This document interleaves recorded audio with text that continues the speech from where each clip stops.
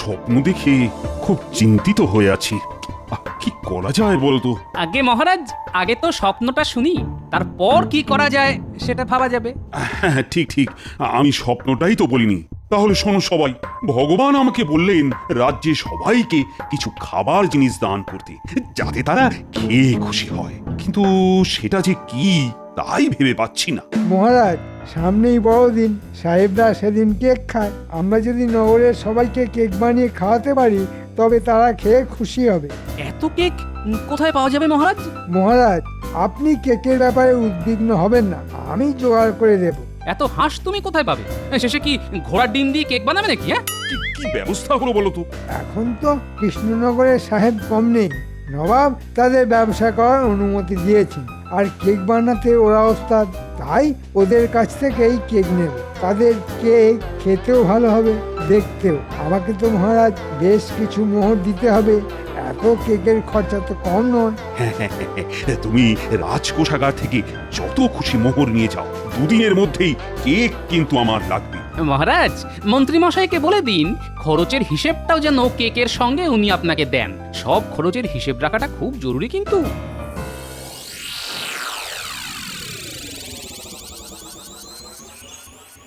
সাহেব, আমাদের কেক দাও, আমরাও কেক খাবো। নিশ্চয় নিশ্চয়, আমি তোমাদের জন্য ভালো কেক টুটেছি। এই নাও কেক। কি সুন্দর না? দেখতেই যদি এত ভালো হয় তাহলে খেতে নিশ্চয়ই আরো ভালো হবে। দাদু দিদাকে না দিয়ে তো খাওয়া উচিত হবে না রে। আমরা এই কেক আগে দাদুর বাড়ি নিয়ে যাই, কি বল? সেটাই ভালো হবে। চল কেক নিয়ে দাদু আর দিদাকে চমকে দিই।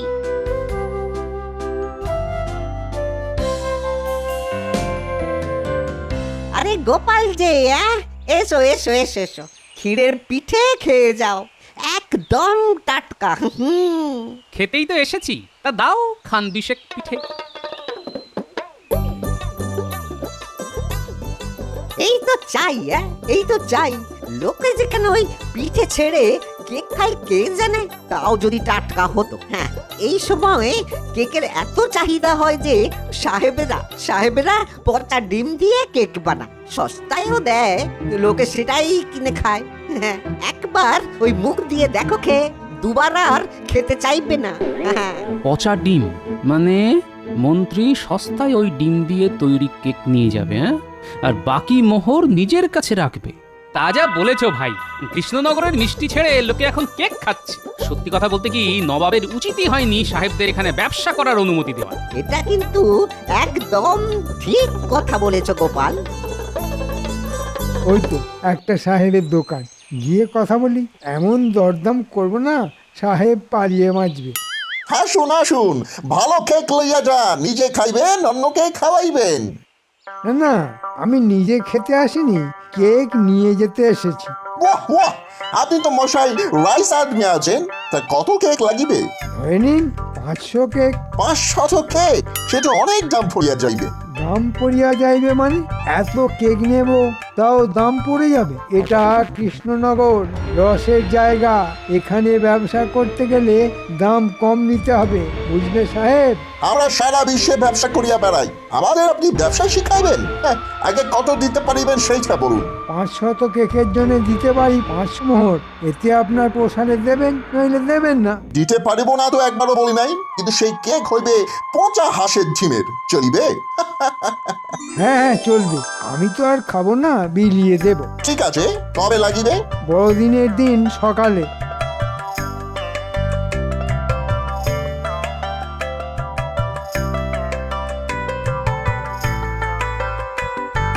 দাদু আর দিদা, তোমাদের জন্য একটা জিনিস এনেছি। কেক এনেছিস? খুব ভালো কথা, কিন্তু কেক কেন? তোরা তো ভোলা ময়রার দোকান থেকে রসের মিষ্টিও আনতে পারতি।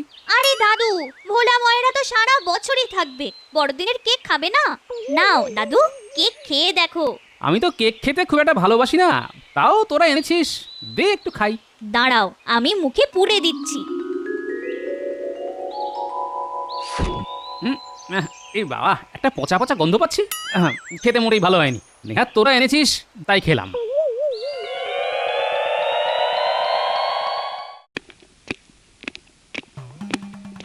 মহারাজ, কেকের ব্যবস্থা করে এসেছি। হ্যাঁ, দাম একটু বেশি পড়লো বটে, কিন্তু কেক একেবারে খাঁটি। আরে খরচটা বলো, কত মোহর পড়লো? ধরুন প্রায় 500 মোহর। হ্যাঁ, 500 কেকের জন্য 500 মোহর? আর এ তো একেবারে গলা কাটা দাম। লোকে বলে কেকের দাম মিষ্টির চাইতে কম, কিন্তু সেটা তো আসলে নয়। কথায় বলে যত গুড় তত মিষ্টি। প্রজাদের খাওয়াবেন, তার জন্য ভালো জিনিস কিনবো না? হ্যাঁ, তাই খরচাটা একটু বেশি পড়ে গেল।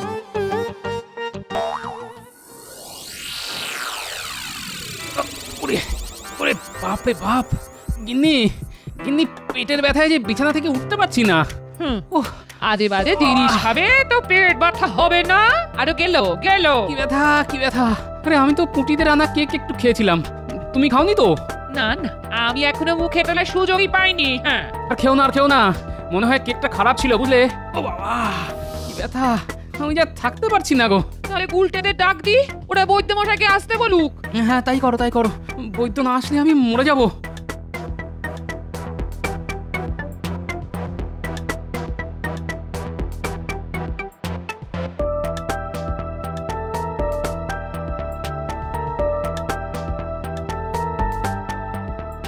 পেটে পেটে বিষ ঢুকেছে তোমার। কি খেয়েছিলে বলো তো?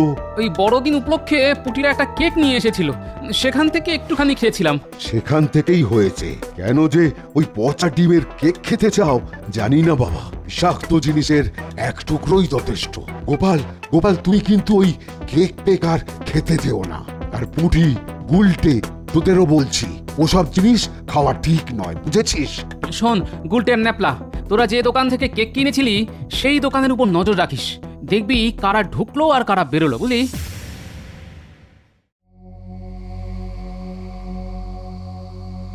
দেখ দেখ উল্টে, কে দোকানে ঢুকছে। এ সেই লোকটা রে, যে দাদুকে একবার পচা ডিম দিয়েছিল। সেই লোকটা এখানে কি করছে রে? নিশ্চয়ই পচা ডিম বেচতে এসেছে। দাঁড়া, ডিমগুলো তো এখানেই আসবে, তখনই বুঝতে পারবো ডিম পচা না টাটকা। আজ কথা দিয়ে মানিয়াছো, টাটকা দাম দিতে পারিব না কিন্তু। এই দামে টাটকা ডিম পাওয়া যায় সাহেব? আমার কারবারি তো পচা ডিম বেচা। এই দামে কে তোমাকে ডিম দেবে? এখানে আমি একজনই যে পচা ডিম বেচে। থাকি আর জানি না ভাবিয়াছো, তার কারণেই আমার দোকানে কেমন ভিড় দেখো। লোককে সস্তায় মাল বেচিলেই তাহারা আসবে, কিন্তু তাহারা কত বোকা। তাহারা জানিতেও পারিল না যে কিভাবে আমি এত সস্তায় মাল বিক্রয় করিতে পারি। কি শয়তানেরা, হ্যাঁ? পচা ডিমের কেক বানাচ্ছে আর আমরাই সেটা কিনে নিয়ে যাচ্ছি আর বাড়িতে বসে খাচ্ছি। দাদুর পেটের যে অবস্থা হয়েছিল সেটা তো এই রকম কেক খাওয়ার জন্যই। ওই তো এক্ষুনি ডিম ফাটাবে, তখনই বুঝবো ডিম পচা কিনা। ফাটাচ্ছে ফাটাচ্ছে, আরে উফ, কি গন্ধ! বাপরে বাপ, এগুলো দিয়ে ওরা কেক বানাবে?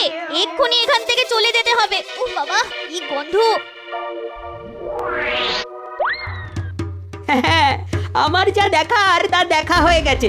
পচা ডিম যে লোকটা বিক্রি করে সে এখানেও পচা ডিম দেয়। আমরাও নিজের চোখে দেখে এসেছি, পচা ডিম ফাটানো হচ্ছে। বাপরে, গন্ধে পালিয়ে এলাম। এবার চল, দাদুকে সব বলতে হবে। একটু দাঁড়িয়ে যা, ওই দেখ কে আসছে, মন্ত্রী মশাই। মন্ত্রী মশাই এই দোকানে? তার মানে মহারাজ যে বড়দিনের দিন সবাইকে কেক খাওয়াবে বলেছে, সেটা মন্ত্রী মশাই এখান থেকেই নেবেন। আচ্ছা, আর কিছু দেখার নেই, এখন দাদুকে সব বলতে হবে। জমিয়ে শীত পড়েছে, তাই খেজুর গুড়ের পিঠে করব বলে নলেন গুড় এই হাড়ানের দোকান থেকে কিনে নিয়ে এসেছিলাম। কিন্তু তোমার যে শরীরের অবস্থা, তাতে আর করতে সাহস পাচ্ছি না। আরে বৈদ্যর ওষুধ খেয়ে আমি তো একেবারে সুস্থ হয়ে গেছি। তুমি নলেন গুড়ের পিঠে করবে আর আমি খাবো না, এটা হতে পারে? আচ্ছা আচ্ছা আচ্ছা, তুমি কি বানাবে বললে? নলেন গুড়ের পিঠে? পিঠে পিঠে, হ্যাঁ, পেয়ে গেছি, পথ পেয়ে গেছি গিন্নি। তুমি যে দোকানটার উপর নজর রাখতে বলেছিলে, আজ আমরা তাই করেছি, আর অনেক কিছু দেখে ফেললাম। কি দেখলি শিগগিরই বল। দেখলাম যে লোকটা তোমায় পচা ডিম বিক্রি করেছিল সে ওই দোকানে পচা ডিম দিয়ে গেল, আর তারপরেই মন্ত্রী মশাই সেই দোকানে গিয়ে ঢুকলো। তাহলে তো সোনায় সোহাগা, একে মন্ত্রী তাই পচা ডিম বিক্রেতা, একেবারে দুয়ে দুয়ে চার। আচ্ছা গিনি, তুমি যেন কি বানাবে বলেছিলে? নলেন গুড়ের পিঠে? শোন, আমি পথ পেয়ে গেছি, তোরা শুধু নজরদারি চালিয়ে যা। এবার 2-2 4, মহারাজের ইচ্ছে আমি পূরণ করবই। দাদু, বড়দিনের রাতে না এক দাড়িওয়ালা দাদু সব বাচ্চার ইচ্ছে পূরণ করে। মহারাজের মনে হয় তেমনই ইচ্ছে হয়েছিল। দাড়িওয়ালা দাদু? সে আবার কে রে? তার নাম জানি না, মানে ভুলে গেছি। তার মাথায় লাল টুপি, সাদা দাড়ি আর গায়ে লাল জোব্বা। তার সঙ্গে থাকে একটা ঝোলা। বাচ্চারা বড়দিনের আগের রাতে জানলায় মোজা ঝুলিয়ে রাখে, আর দাড়ি বুড়ো তাদের ঝোলায় অনেক কিছু দেয়। গিন্নি গিন্নি গিন্নি, তোমার লাল শাড়ি আছে না? শিগগির একটা জুব্বা বানিয়ে দাও তো, আর একটা লাল টুপি। বাড়িতে নলেন গুড় আছে না? তা দিয়ে পিঠে বানাও যতগুলি পারো। আজ রাতে আমি দাড়ি বুড়ো সাজবো। আমি এক্ষুনি বিজ্ঞানীর বাড়ি থেকে আসছি, বিজ্ঞানীকে আমার খুব দরকার। এ কি গোপাল, এত রাতে? খুব দরকার আছে, আমাকে এক্ষুনি পশম দিয়ে দাড়ি বুড়ো বানিয়ে দিতে হবে। আমি রাতেই বেরোবো। ও, বড়দিনের আগের রাতে তুমি সান্টা ক্লজ হবে? ঠিক আছে, আমি এক্ষুনি বানিয়ে দিচ্ছি। আরেকটা কাজ করে দিতে হবে, ইংরেজি হরফে এই কয়েকটা বাংলা শব্দ তোমায় এই কাগজে লিখে দিতে হবে। ওতে কি লেখা আছে দেখি? আচ্ছা, বেশ বেশ, আমি এক্ষুনি লিখে দিচ্ছি। আমরা চৌর্যবৃত্তির দ্বারা পচা ডিমের কেক বানাইয়া অতি সস্তায় তা এখানকার মানুষকে বিক্রয় করিয়াছি। লইয়া যান, লইয়া যান, এত সস্তার কেক আর মিলিবে না। হ্যাঁ, তোমাকে যে কিভাবে ধন্যবাদ দেবো বিজ্ঞানী, তার ভাষা খুঁজে পাচ্ছি না। এইসব অসৎ সাহেবদের শাস্তি হোক, এটা তো আমিও চাই। হ্যাঁ,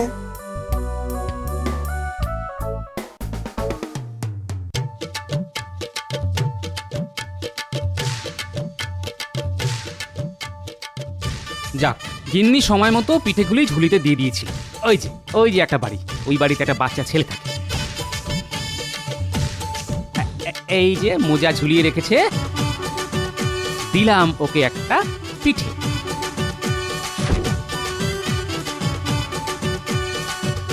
পিঠে প্রায় শেষ, আর কয়েকটা আছে। ওই তো বাড়িটা দেখা যাচ্ছে, ওখানে একটা বাচ্চা মিষ্টি ছেলে থাকে, তাকে দিয়ে আসি। সেটাও একটা মোজা ঝুলিয়ে রেখেছে, ওকে শেষ পিঠেটা দিয়ে দিলাম। এবার আমার আসল কাজটাই বাকি রয়ে গেছে, যাই কাজটা করে আসি।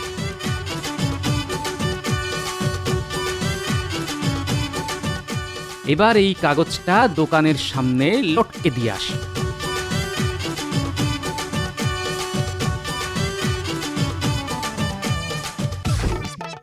ব্যাস, এবার আমার কাজ শেষ। আমার দোকানের সামনে কে কি সব লিখে রাখা গেছে? নিশ্চয়ই সান্টা ক্লজ আমাদের আশীর্বাদ জানাই আছেন, কিন্তু এখন সময় নাই, রাজবাড়িতে কেক পৌঁছাইতে হইবে। আমি কেক লইয়া চলিলাম। মা মা দেখো, সেই দাড়ি বুড়ো একটা পিঠে রেখে গেছে। মা মা দেখো, মা দেখো। আমা, তাই তো, তাহলে এতদিনে দাড়ি বুড়ো তোর কথা শুনলো। ও বাবা দেখো, এক দাড়ি বুড়ো কি রেখে গেছে। ওরে বাবা, এই যে একটা পিঠে। বাবা, ও বাবা, দাড়ি বুড়ো কিন্তু সত্যিই এসেছিল, তাই না? না, আসলে এত রাতে পিঠে কে রেখে গেল? তার মানে দাড়ি বুড়ো আছে নিশ্চয়ই।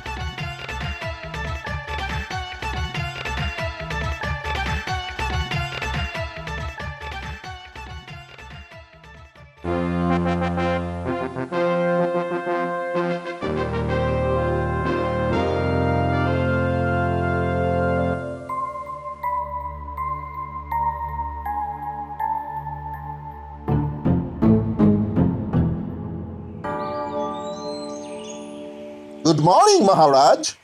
এর মানে কি মন্ত্রী? গুড মানে কেক আর মর্নিং মানে গ্রহণ করুন। আচ্ছা, তুমি ওদের ভাষা শিখলে কি করে? মহারাজ, আমি আপনার মন্ত্রী, ওরা এসেছে এখানে ব্যবসা করতে, আর আমি ওদের ভাষা বুঝবো না? চিন্তা করবেন না, ওদের ভাষা আমি আপনাকে বুঝিয়ে দেব। তোমাকে বুঝিয়ে দিতে হবে, আমি ওদের সাথে কথা বললেই শিখে যাব। তা সাহেব, এই গুড়গুলি আমি গ্রহণ করিলাম। মন্ত্রী, কাউকে বলো এই গুড়গুলি যেন ভালো কোন স্থানে রেখে দেয়। যথাজ্ঞা মহারাজ। মহারাজ, আমার লস হইয়া গেছে। যে দামে এই কেক আমি আপনাদের দিলাম, তাতে আমার খরচা উঠিবে না। সাহেব যে বললো লস হয়েছে, তা এই শব্দের মানে কি? লস মানে লাভ। ওরা বলতে চাইছে আপনাকে কেক দিয়ে ওরা যে লস মানে লাভ করেছে তাতে ওদের খরচ উঠে অনেক লাভ হয়েছে। এই সাহেব, এখন এখান থেকে কেটে পড়ো তো, আমাদের আরও কেক লাগতে পারে, লাগলে আমি গিয়ে খবর দেবো। যাও।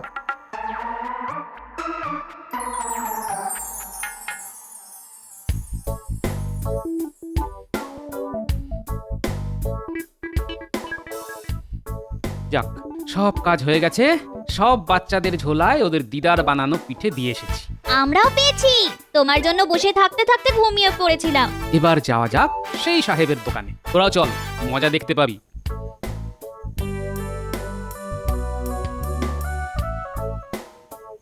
এইবার সময় হইয়াছে এই লেখাটা পড়ার। এটা নিশ্চয়ই সান্টা ক্লজ নিজে লিখিয়া গিয়েছে। সান্টা ক্লজ নিজে লিখেছে? এটা তাহলে কোনো মন্ত্র। সাহেব, তুমি জোরে জোরে পড়ো। হ্যাঁ, এইখানে লেখা আছে। আরো জোরে পড়তে হবে, সবাই যাতে শুনতে পায়। ও শিওর, হ্যাঁ। আমরা সূর্য বৃত্তির দ্বারা পচা ডিমের কেক বানাইয়া এখানকার মানুষকে সস্তায় বিক্রয় করিয়াছি। আসুন আসুন, সস্তায় পচা ডিমের কেক লইয়া যান। দেখলে দেখলে কিভাবে আমাদের ভালো কেক বানাবে বলে পচা ডিম খাইয়েছে। এদের ডিম খেয়েই আমি প্রায় মরণের মুখ থেকে ফিরে এসেছি। কেকগুলি ওদের মাথায় মাখাও, এমন ভাবে মাখাও যাতে আর চিনতেই না পারা যায়। আমি এই মাখানো শুরু করছি, সবাই দায়ী কর। এদেরকে খেয়েই আমার গিন্নি এখনো পিছানা থেকে নড়তে পারছে না। আমিও এই মাখানো শুরু করলাম। পুটি, গুলটে, নেপলা, তোরাও আচ্ছা করে এই সাহেবটাকে কেক মাখা। ওদের চালাকি আমরা বার করছি। মাখা মাখা, একেবারে মাখামাখি করেছে। শোন, আমি রাজবাড়ি যাচ্ছি, পেয়াদা বাড়তে বলছি। সাহেবকে কিন্তু তোরা ছাড়বি না।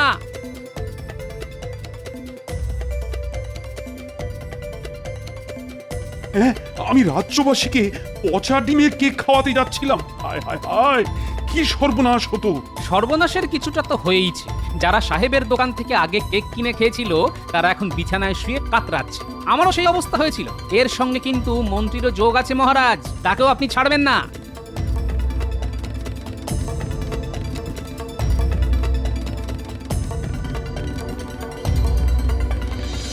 কেক মাখা অবস্থায় এইটাই সেই সাহেব? মহারাজ, এই সাহেবের দোকান থেকেই সস্তায় কেক কিনে খেয়ে আমার পুরো পরিবার আজ বিছানায়। এর কঠিন শাস্তি হওয়া উচিত। মহারাজ, এরা পচা ডিম দিয়ে কেক বানায়। আমি কোনো অন্যায় করি নাই মহারাজ। আপনার মন্ত্রী মাত্র 5 মোহর খরচা করিয়া 500 কেক চাহিয়াছিল। তা কি করে সম্ভব মহারাজ? এই পচা ডিম কিনিয়া কেক বানাইয়াছিলাম। Yes, মহারাজ, believe me. সাহেবটাকে বাগানে নিয়ে যাও, ওখানে একটা গর্ত করা আছে সার তৈরির জন্য। সেখানে সাহেবটাকে নিয়ে গিয়ে ফেলো। তারপর তার উপরই ওরই বানানো কেক ঢালতে থাকো। আমি নবাবকে খবর দিচ্ছি যে তিনি যেন সাহেবটাকে ধরে নিয়ে যান। যাই, রাজবাড়ির দিকে যাই। এতক্ষণে সাহেব নিশ্চয়ই কেক দিয়ে গেছে।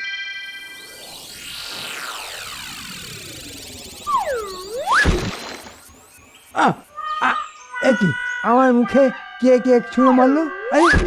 আর একটা কি হচ্ছে রে বাবা? আমার চোখ মুখ তো কেকে কেকে কেকাকার হয়ে গেল। আপনার লজ্জা করে না মন্ত্রী মশাই? হ্যাঁ, রাজ্যের লোককে পচা ডিমের কেক খাওয়ালেন। এই নিন সেই কেক আপনাকে মুখে ছুঁড়ে মারলাম। পেয়াদা আসছে, হ্যাঁ, আপনাকে গ্রেপ্তার করতে আসছে। ওই দেখুন দেখুন, ওই ওরা এসে গেছে, দেখুন দেখুন।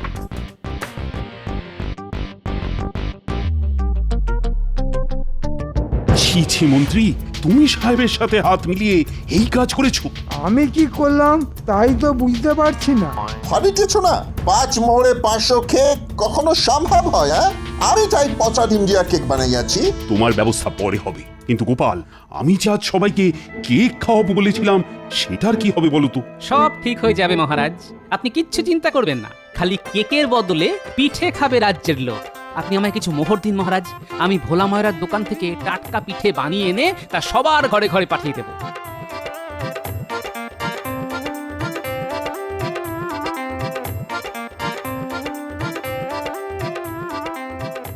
ভোলা, দেখো দেখো কি এনেছি, চালের গুঁড়ো, গুড় আর দুধ। ওই দেখো দুধ আসছে কলসি কলসি। তুমি এক্ষুনি পিঠে বানাও, অন্তত কমপক্ষে 500টা। সেই পিঠে ঠোঙায় ভরবে আমার খুদে বাহিনী।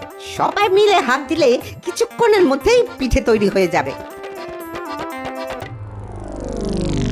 গোপাল যখন দায়িত্ব নিয়েছে তখন পিঠে আসবে। আমরা বরঞ্চ মন্ত্রীকে আগে শাস্তিটা দিয়ে দিই। ওই পচা ডিমের কেক যতটুকু বেঁচে আছে সেটাই মন্ত্রীকে খাওয়াও। না না, এই পচা ডিমের কেক খেলে আমি বাঁচবো না। আমি বরঞ্চ পালাই। ওকে পালাতে দিও না। ধরো ধরো ধরো ওকে, ধরো ধরো। বাঁচাও বাঁচাও, আমার গায়ে আর ডিম ছুঁয়ে মেরো না। আমার সারা গায়ে পচা গন্ধ, আমি গন্ধে মরে যাব। এই রে, আমি যে গর্তে পড়ে গেলাম।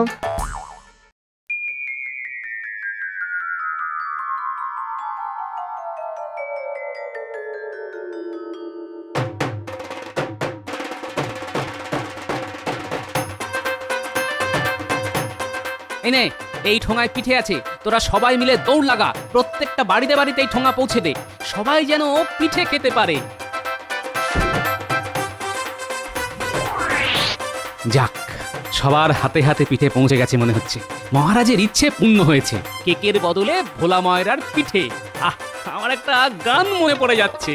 পিঠে খেলে পেটে সয়, মিছে কথা কভু নয়। ময়রা যখন ভোলা, মুখে মিঠাই গোলা। পিঠে খেলে নেই ভয়, পিঠে কিন্তু কেক নয়।